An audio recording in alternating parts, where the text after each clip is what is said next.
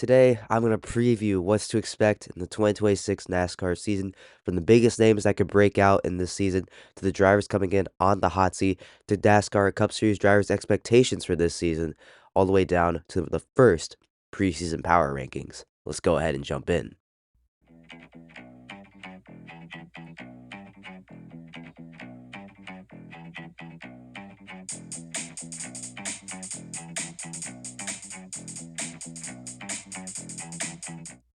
Let's start by looking at the biggest storylines heading into this 2026 season. The first one, the chase, is back in NASCAR. It will be a 16 driver field set for the final 10 races of the NASCAR season, especially for the trucks, Rally Auto Parts Series, and the Cup Series.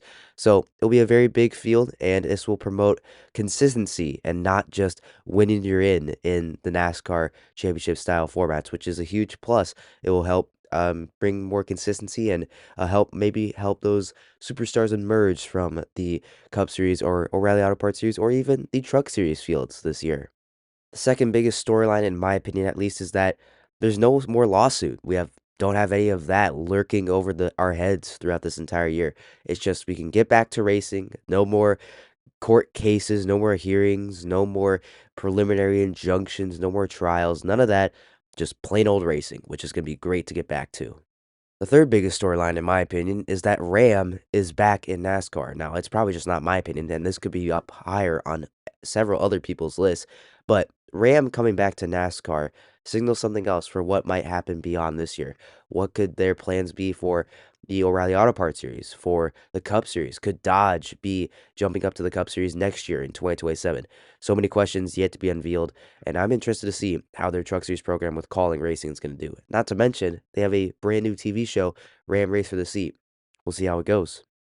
And the final story, in my opinion, is Denny Hamlin. I mean, he suffered a brutal loss in the hopefully final championship 4 race at Phoenix back in November.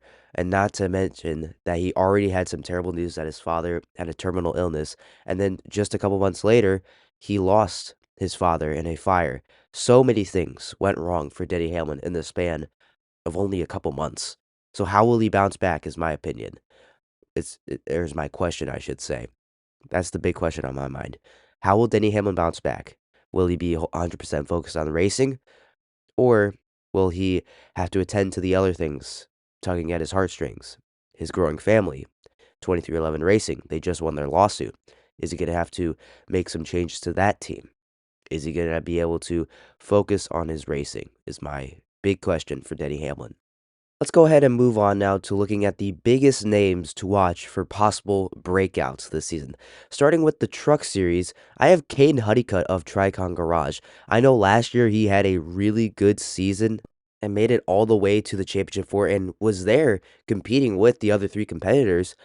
But I'm looking for Caden Honeycutt now with Tricon Garage to maybe put up some Corey Heim-like numbers. Maybe not necessarily the win total that Corey Heim had or the sheer dominance that Corey Heim had, but I'm looking for at least 2 wins from Caden Honeycutt this year. Because no disrespect to Halmar Friesen Racing or Nice Motorsports, but they're not Tricon Garage. I think this is the year that we could see Caden Honeycutt really get on Toyota's radar and really have the potential to go Cup Series racing maybe next season. We'll have to wait and see. Next up, I have Christian Eckes now back with McAnally Hilgeman Racing in the number 91 truck. Now, for Christian Eckes, going back down to the Truck Series, maybe looking to some as a downgrade, but he's going back to the team that he almost won a championship with. This is a big opportunity for Christian Eckes for him to, one, win that championship and prove to Cup Series teams that he can be a Cup Series like driver. I could see him, if he has a really good year, if he wins that championship, he could be in a Cup Series ride next year in 2027. I could see him being an Austin Dillon type replacement for Richard Childress Racing. And especially after a down year last year with Calling Racing, I think more eyes are not going to be on him. But I think they totally should be because he's a big name to watch, especially in the NASCAR prospect world. Next up in the Truck Series, I have Justin Haley. Now, for Calling Racing and the Truck Series, Haley really isn't necessarily a guy that we're looking as a young guy to break out necessarily, or at least many people wouldn't be thinking that. But Justin Haley's still really, really young. He hasn't even turned 25 yet, I'm pretty sure. So Justin Haley has a lot of room to grow. And I think if this year he really does perform well in the Truck Series, he could be back in the Cup Series with Calling Racing next year. He could be a Ty Dillon replacement next year, especially since last year he had a forgettable season with Spire Motorsports. This is a chance for him to really put himself back on the map for Cup Series teams and really be a guy that could really anchor Calling's possible Dodge program in the Cup Series, possibly in a year or two. The next guy I have in the Truck Series might be not a name that you expect, and I have Tanner Gray of Tricon Garage. Now, Tanner Gray, like, has not had the same type of success as his brother Taylor Gray. I mean, Taylor's up in the O'Reilly Auto Parts Series right now, while Tanner has been down in the Truck Series with Tricon for a couple years now. But Tanner Gray last year really caught my eye with several really good top 10 runs. And I think this could be a year that Tanner Gray really breaks out and maybe gets a win and maybe could get himself an O'Reilly Auto Parts Series ride next year. Who knows? Now we move on up over to the O'Reilly Auto Parts Series, and I just mentioned Tanner. Might as well mention Taylor. I mean, Taylor had a okay rookie season in the O'Reilly Auto Parts Series. I think for the most part, he got kind of overshadowed by Connor Zilic and Nick Sanchez. He did get a victory at Martinsville late in the year, and I think there's a lot more to come after that victory. Now with Connor Zilic being out of the series this year, and same with Nick Sanchez, Taylor Gray has got all his eyes on him at Joe Gibbs Racing. Even though Brent Cruz is there, I think Taylor Gray really could step up and get a win or two and maybe be a Cup Series driver next season. We'll just have to wait and see. But I like the things that I saw from Taylor Gray. I just have to wait and see how he does this year. But I'm really confident that he could maybe have a breakout this year. And I also probably should mention Brent Cruz. I mean, Brent Cruz is going to be a rookie. He is going to run the full schedule, but I think he will be a Rookie of the Year candidate. And frankly does have the potential to overshadow Taylor Gray, but I'm expecting a little bit of a slower start out of Brent Cruz. I mean, he only made a handful of Truck Series starts last year, though he did do very good in pretty much all of them. I mean, he was running top five in the finale at Phoenix with Corey Heim before he had a transmission issue. So Brent Cruz could 100% break out and immediately be a race winner in the O'Reilly Auto Parts Series. The next guy I have is Sam Mayer. And now, Sam Mayer, I would say maybe some could argue that he broke out 2 years ago with Junior Motorsports when he won several races. However, last year, he was very consistent, though. In the years past, he had won all those races, but wasn't very consistent at all. It was either checkers or wreckers. For Sam Mayer, though, he got a little bit more under control. He did get involved in some wrecks, but it was not as many as 2024 at all. He just didn't get many victories overall in the year. And I think that was mostly a Ford problem. Now being back with Chevrolet, if you can just apply that same consistency, I can imagine that Sam Mayer is going to be really returning to victory lane a whole lot more this season. So watch out for Sam Mayer. The next guy I have is Jesse Love, and you might be thinking, Andrew, Jesse Love won the championship, but I'm going to say this. He won it with the playoff format. This year, there's going to be a lot more expectations on Jesse Love to go win more races that are not just super speedway races. And based off the race he had at Phoenix, there's a potential that it could be more than just super speedways for Jesse Love. But I need to see it first. So if Jesse Love can really go out there and win on not just super speedways like he did at Rockingham before he got disqualified, then he can really be in conversations for being a Cup Series driver next season. Humongous chance for Jesse Love to prove himself truly in the NASCAR O'Reilly Auto Parts Series. Next up, I have Austin Green now with Peterson Racing, and Austin Green is going to be another rookie in the O'Reilly Auto Parts Series. And I just gotta say this: Austin Green can friggin' drive a road course race car. He's just so good at that. Austin Green has shown really a lot of flashes on the road courses in the past years. Now he has a full-time opportunity with Peterson Racing. If he can win at least like one road course race or be top five in all of them and maybe have some like top 15 success on the ovals, he's going to get his name out there and it's going to set him up for really good success going forward in NASCAR. Next up, I got Raja Caruth, and at Hendrick Motorsports, and especially in their development system, I feel like he got overshadowed by Corey Day last year. Now, he and Day are going to be rivals in the O'Reilly Auto Parts Series. I shouldn't say rivals, but they're going to be competing against each other. So, Raja Caruth, if he could just come out and really outperform Corey Day, I think Raja Caruth can really put himself back on the map and be number one in the Hendrick Motorsports pipeline. Now we jump up to the Cup Series, and I just have all of Trackhouse Racing overall.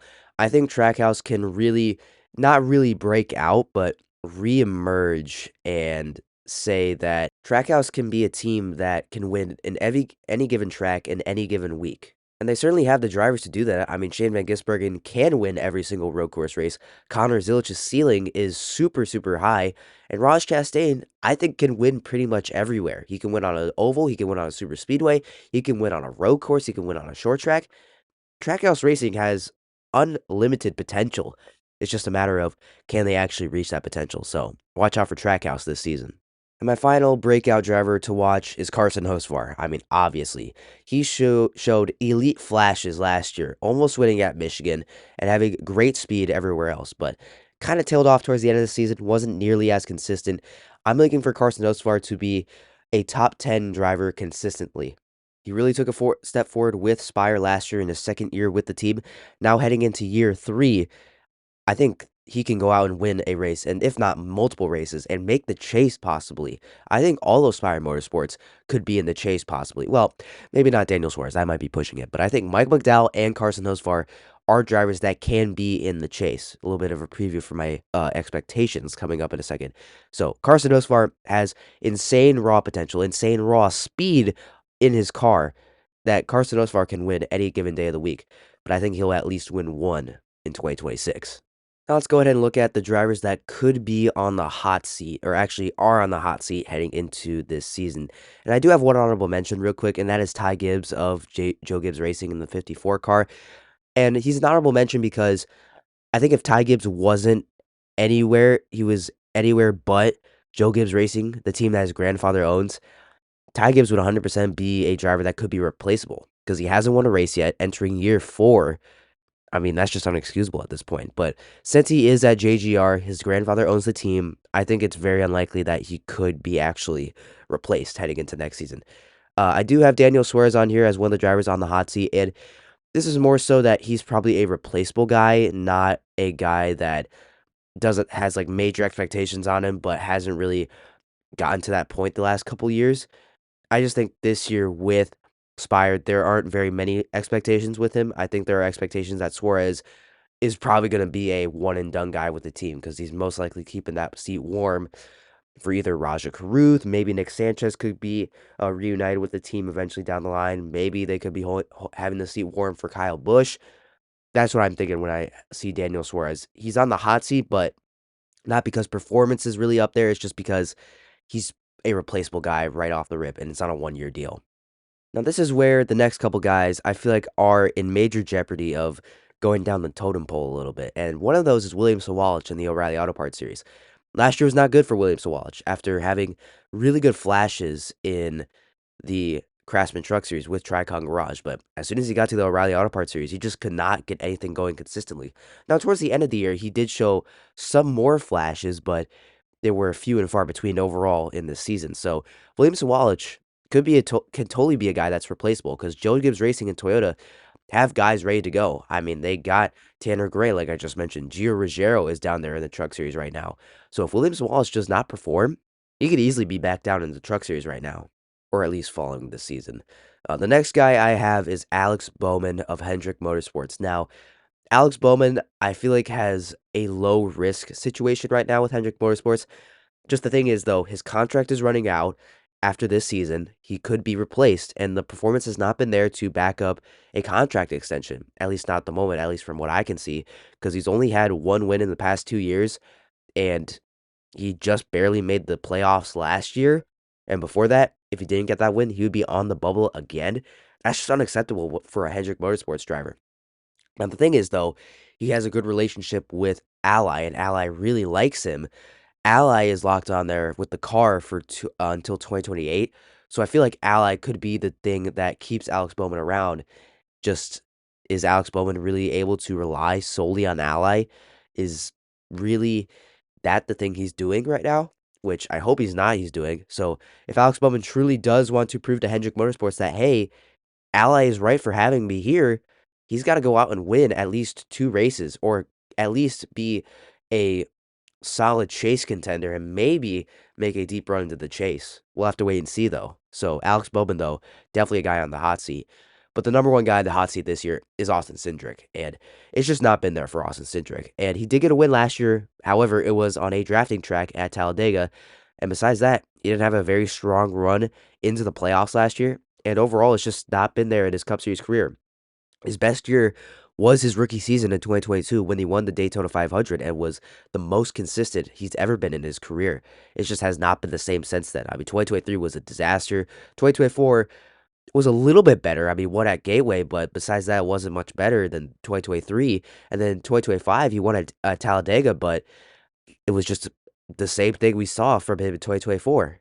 And at Penske, when your teammates are winning championships and winning races consistently, I mean, you gotta be like them at that point. So he has the expectations of his teammates, or at least the benchmark of a Joey Logano 2025 season to match at least. So we'll see if Cindric can do that. But at this point, he's probably the guy, in my opinion at least, that is on the hot seat the most. Like his seat is burning up right now. Now let's go ahead and look at the expectations for every single NASCAR Cup Series driver. Let's go with car number order. So starting with number 1, going up to 97, I'm pretty sure is Shane Gisbergen. So anyway, starting with Ross Chastain, his expectations are this year to make the chase and win multiple races and find consistency, lead laps for Ross Chastain. He led under 100 laps last year. You can't have that. I think Ross Chastain is easily a guy that can be winning 3 races a season and leading over 200 laps a year. So that's what I'm looking for from Ross Chastain. Austin Cindric, I'm looking for him to make the chase and find consistency that are on non-super speedway tracks. Like, if he can just do that, I think he can find a way to keep his ride for next year. Like, it'd be great for him to get a win, but for me, I'm just looking for him to make the chase and not have to rely on winning or in. For Austin Dillon, I mean, for me, looks expectations are not very high for him. I mean, I've seen what he is the last couple years, and I don't have very high expectations for him. I think his expectations are just to win Richmond again and be a consistent top 20 team. I think that's your ceiling if you're Austin Dillon and Richard Childress Racing in 2026. Now, for Noah Gragson, I think for him, he just has to put last year behind him and run similar to Zane Smith and Todd Gilliland on track and just be a 20 place finisher in points. That's what Noah Gragson should be looking for and have it as an expectation for 2026 because last year was utterly abysmal. He just did not have the same pace overall. I mean, to be fair, it was a new car, new team for Front Row Motorsports in the year they were having a lawsuit, and it was a third team. Like, it's very hard for teams to expand to a third car and have that car be very good. Point to 2311 Racing with Riley Herbst and Trackhouse with Daniel Suarez. Like, his team went down as soon as Shane Van Gisbergen went up. And RFK, when Ryan Preece was at it, I mean, that team just lost all performance. For Kyle Larson, it's very simple. Contend for the championship this year. I mean, he's coming off a year where he won the championship, so his only expectation is to go do it again. I guess that's really all there is for Kyle Larson. For Brad Keselowski, I'm looking for him just to rebound from 2025 because last year was not good for him. I just need him to hope that don't let the leg injury hurt him. Just don't let the leg injury hurt you, Brad. He needs to make the chase and at least win a race that's not on a drafting track. We saw him do it in 2024 with at Darlington, and he made the playoffs. I think Brad Keselowski is 100% able to make the chase. We saw him win a championship with the chase back in 2012. So Brad Keselowski knows how to win in this format. Let's just see if he can do it. For Daniel Suarez, it's a new team for him. I'm not expecting a whole lot from him. I just mentioned that he's probably going to be replaced after this year. He's a replaceable driver. I think his expectation is just to be a consistent top 25 to top 20 team. I think that's what it is for Daniel Suarez. He didn't show very much last year, didn't show much in 2024. Besides that win in Atlanta, like, expectations are not very high for Daniel Suarez. Daniel Suarez. For Kyle Busch, however, I think expectations are a little bit higher in my opinion. For Kyle Busch, my expectations are is that he's consistent and he makes the chase. That's all that is.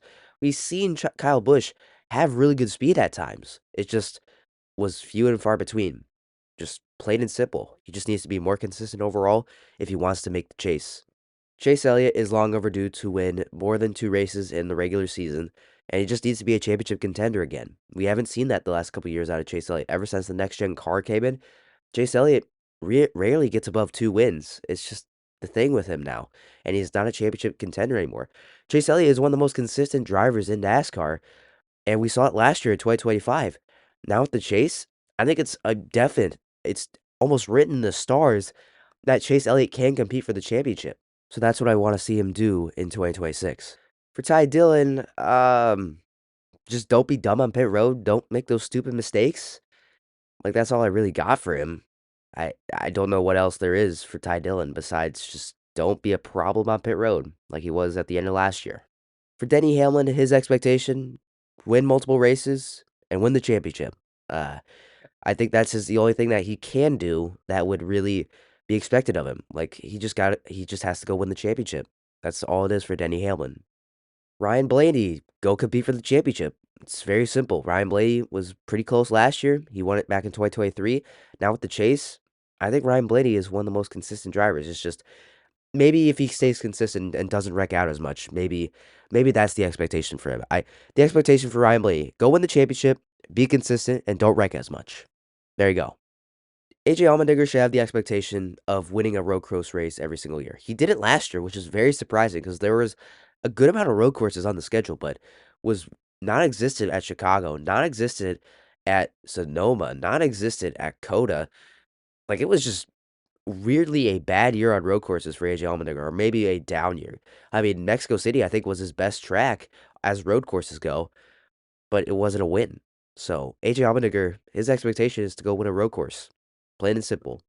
Chris Buescher, his expectation is to go win a race and get in the chase. It's very simple. He didn't do any of those last year. Didn't make the playoffs and didn't win a race. That's what I'm looking for from Chris Buescher. Chase Briscoe, after a really good first season with Joe Gibbs Racing, expectations are going to be a little bit higher this year. And for Chase Briscoe, he's got to win multiple races like he did last year and compete for the championship. He didn't quite do that last year, especially when they got to Phoenix. He did make the championship four, but now without the playoff format and automatic win advances you on, he's going to have to be a little bit more consistent. So that's what I'm expecting for Chase Briscoe, that he can be consistent enough to compete for the championship because I think he has the speed and the talent to do it. His teammate Christopher Bell, I think I'm dropping the expectations a little bit from last year, at least if I had expectations that I was putting on here last year. For Christopher Bell, for me, he has just to be a consistent winner. I mean, he won 3 races early in the year, 3 straight races, but then kind of disappeared from the winner's circle for a little bit. Now, he did get some more wins later on in the year, but he just wasn't as consistently as a winner as he had been in years past. So for Christopher Bell, be a consistent winner, and you'll find yourself in the chase. There you go. Moving on to Josh Berry and the Wood brothers in the number 21. I have Josh Berry just to be a top 15 presence consistently. He did get a win last year in Las Vegas, but I don't think Josh Berry is a consistent winner. Like, maybe Josh Berry will get a win here and there on a short track, maybe at a track like Las Vegas. But I think Josh Berry, for him, he just has to be a consistent top 15 presence during races. And who knows, he might be in the chase. Joey Logano, I just have to him win multiple races and compete for the championship. It's an even year, so Joey Logano, in theory, should be able to do that. And without the playoffs, he's going to be really, truly tested to see if he can be consistent. We'll just have to wait and see, though. But Logano, win multiple races and compete for the championship. Bubba Wallace, I think he just needs to get another race win again. Winning the Brickyard 400 was a huge moment for him, and he made the playoffs. Now, I want to see him be able to win again and be able to point his way in the chase and be consistent, because at times he was consistent, at times he was not. I'm looking for consistency all across the board for Bubba Wallace. So let's see if he can do that. William Byron in the 24 car for Hendrick Motorsports. He has the expectation of to win the championship. Like, he's gonna be going on 4 years now of 3 straight championship four appearances, and he hasn't won a single one of them. William Byron, this format I think is made for William Byron. Him and Chase Elliott. Like, William Byron is very consistent. He is very, very consistent. He just has at times been a little bit inconsistent. Like, the summer is his kryptonite for some reason. Like, if William Byron, I guess, can be speedy in the summer, then he'll be a chase contender, 100%. Todd Gilliland, I have just be a top 20 team. I mean, last year was not as good as 2024, in my opinion. We are looking for Front Row Motorsports overall to take a step up, and they kind of took a step back. I'm just looking for them to be a top 20 team consistently. Riley Herbst, uh, be a top 25 to top 30 team, maybe. Like, last year was not very good. I don't have very high hopes for Riley Herbst. Yeah, just don't be terrible. Be like mid or like slightly below average, I guess. That's what I'm expecting from Riley Herbst, I guess. Zane Smith, Gilliland's teammate, I have also being a top 20 team. Just very similar to what Todd Gilliland. If Zane Smith and Todd Gilliland can be equal, like top 20, I would call that a success for Farmer Motorsports. Cole Custer, I have him just be a top 25 team. Bring Haas back into the top 25. Last year was not very good. He showed flashes. There was a couple races where they qualified really, really well. There's just like one or two of those times that actually happened. So if Cole Custer and Haas Factory team could be a top 25 team, I'll be happy with that. I would really be happy as a Haas fan in NASCAR. Now we move on to the Legacy Motor Club cars. For Nemechek, I have him just be a top 20 team. He has the speed. John Hunter Nemechek has the speed. It's just the consistency is not there, or the qualifying isn't. So if he can be consistent and make the top 20, that's a success for John Hunter Nemechek. And Eric Jones' teammate, he's just got to be consistent and make the chase. For Tyler Reddick, I just have him win multiple races and make the chase again. We did see him win any races last year, which is very, very, very surprising for Tyler Reddick. I think him just getting back to victory lane and make the chase. I think that will be a good year for Tyler Reddick. Ricky Stenhouse Jr. and the Hayek Motorsports. I'm not expecting a lot for them, but I'm expecting them to be better than a Cody Ware or a Riley Herbst or Cole Custer, or a Ty Dillon or an AJ Allmendinger. I'm expecting Ricky Stenhouse Jr. to be a top 25 team this season. That's what I'm expecting for them. I don't have high expectations. We have seen them do okay. They started out 2025 very, very strong, but really took a dip after Nashville. It was very sad to watch. So, top 25 season for Ricky Stenhouse Jr., that's my expectation for him. Alex Bowman, I already mentioned it before in the hot seat segment. He's got to win multiple races if he wants to keep his job. Plain and simple, Bowman has to win multiple races to really prove to Rick Hendrick that he can be the guy that Ally wants and be in that number 48 car. Because Hendrick has got guys. They got Corey Dade, Raja Caruth breathing down his neck. So let's wait and see.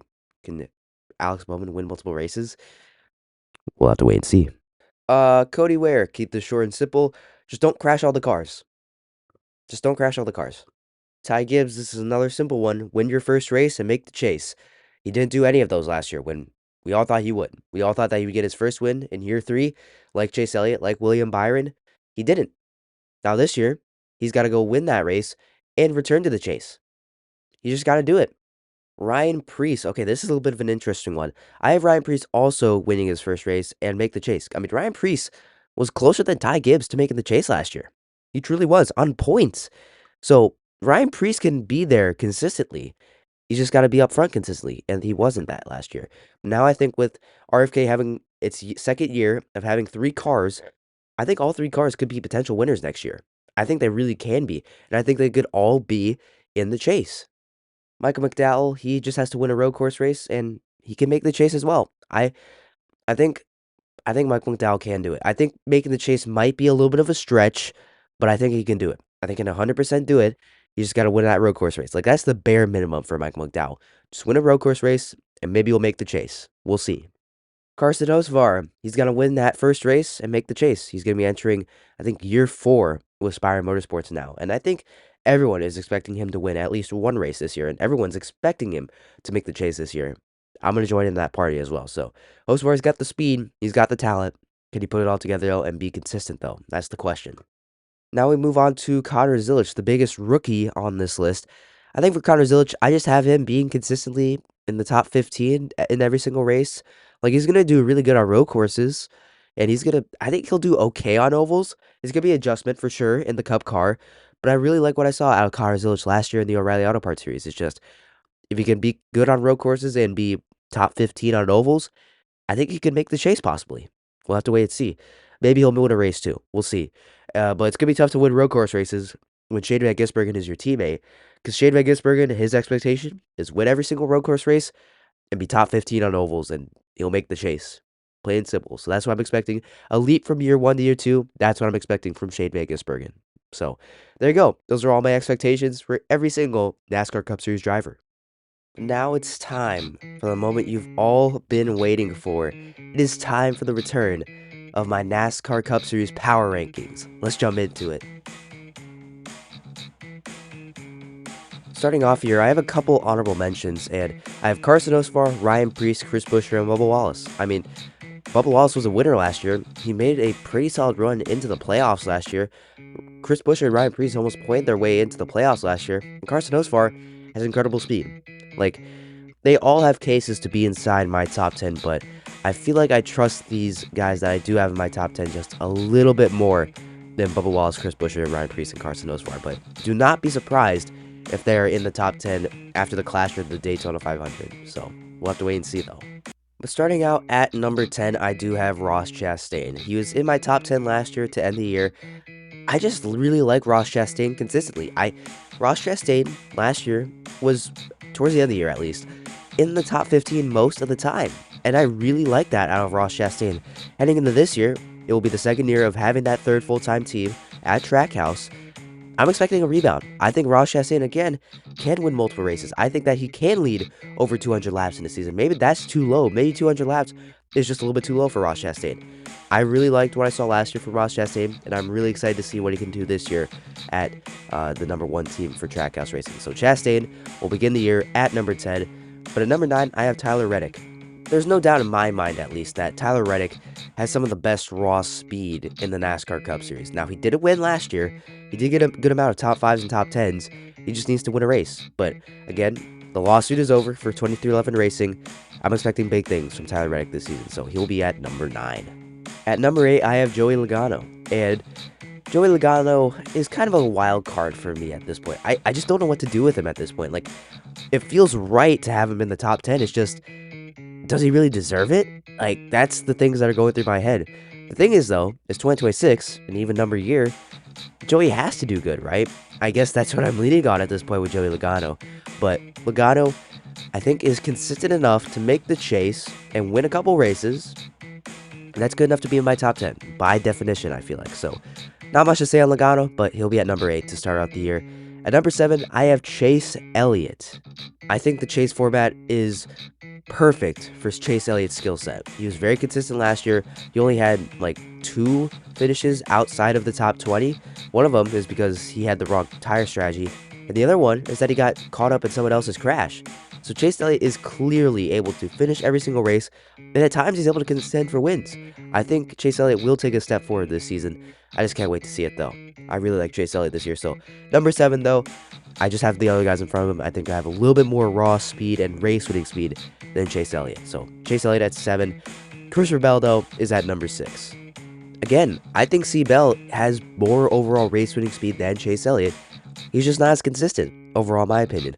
If Christopher Bell, again, can find consistent race winning speed and win races more consistently and not win 3 races in a row and then just disappear for half the season, Christopher Bell is going to be a championship contender. No doubt about that. So Christopher Bell at 6 feels very good heading into this season. We'll see how far he climbs in this power rankings list. At number 5, I have his teammate of Chase Briscoe.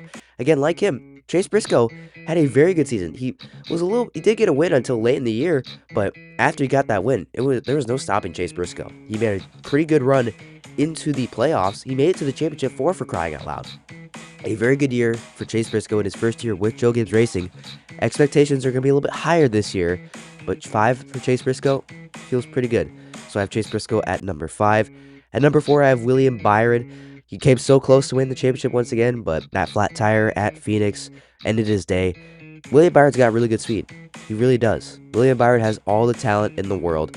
He can easily get back to Homestead at the end of this year and win the championship. He really can. So that's what I'm banking on here with William Byron. William Byron at 4 to start out the year. At number 3, I have Denny Hamlin. He ended the year at number 2, but I'm just dropping him a spot because I'm not sure if Denny Hamlin's going to be 100% focused on racing because he's had all those issues off the track. He's had the lawsuit. He had so many tragedies in his family. He has a new baby at home. I'm just not sure if Denny Hamlin's going to be able to stay committed, but he was able to do it last year. Like, that gives me a little bit of hope, but I'm not 100% sure. So I'm dropping to Hamlin 1 spot. At number 2, I have Ryan Blaney. Blaney was so close to making the championship 4 again last year. Again, I really like Ryan Blaney. I think he's one of the more consistent drivers. If he could just finish races and not get so unlucky sometimes, Blaney's going to be a championship contender every single day. I really like Ryan Blaney. I love his speed. I love his personality. I love his beard. Ryan Blaney at 2 feels really good heading into the season. But at number 1, I have Kyle Larson, last year's champion. It's got to be a number 1. There's just no way around it. Kyle Larson ended the year really, really well, coming into this season with a ton of momentum. There's nothing that I can say that could possibly bump Kyle Larson down. Like, maybe he could be more consistent and win more races than last year. Like, is that it? But, like, at the same time, Kyle Larson, he won the most races and maybe was, a down year? Like, Kyle Larson's just really, really good. So he's got to be number 1 for me. So, yeah, there you go. Kyle Larson at number 1. And there's your first power rankings, your first top 10 of the season. Once again, it's Kyle Larson at 1, Ryan Blaney at 2, Denny Hamlin at 3, William Byron at 4, Chase Briscoe at 5, Christopher Bell at 6, Chase Elliott at 7, Joey Logano at 8, Tyler Reddick at 9, Ross Chastain at 10, and the honorable mentions being Bubba Wallace, Chris Buescher, Ryan Preece, and Carson Hocevar. Well, that's going to do it for this episode, everybody. Hope you found this preview helpful. Hope you got this got you ready for the 2026 NASCAR season, because I for sure am ready, even though I'm sick still. It really, really does suck. But hope you enjoyed this episode, everybody. Hope you found it helpful. If you did like this show, check out all the other episodes I have of Talkin NASCAR, which is far from over. I still have so much more content to pump out. It's kind of insane at this point. But with that in mind, thank you for listening. Go check out Talking Sports with Miles and Andrew on YouTube and Spotify. Links will be down in the description down below. And go check out this show on Spotify, Apple Podcasts. Leave a follow, share with your friends, subscribe to the channel, like the video, comment, do all that stuff. And I'll see you the next thing that I do, everybody. Take care.